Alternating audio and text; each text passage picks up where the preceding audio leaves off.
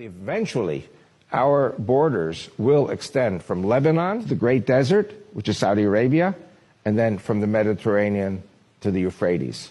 And who's on the other side of the Euphrates? The Kurds. And the Kurds are our friends. So we have the Mediterranean behind us, the Kurds in front of us, Lebanon, which really needs the umbrella of protection of Israel.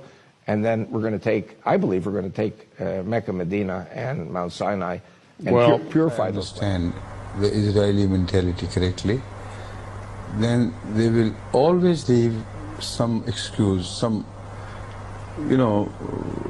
points to quarrel, to bones of contention, so that whenever they're ready, whenever the world climate is ready for that, they would expand their territory furthermore until they encapture Mecca and Medina. This is their ultimate goal, which they have mentioned in so many places, in their books, etc., and gave reference to those, that they will not rest in peace until they have completely wiped out the Muslim world and brought it under their thumb.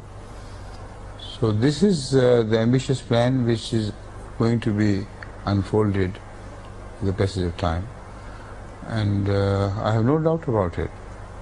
These are the things they continue to do.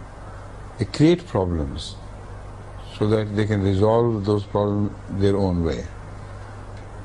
Now this is not going to happen, I'm sure.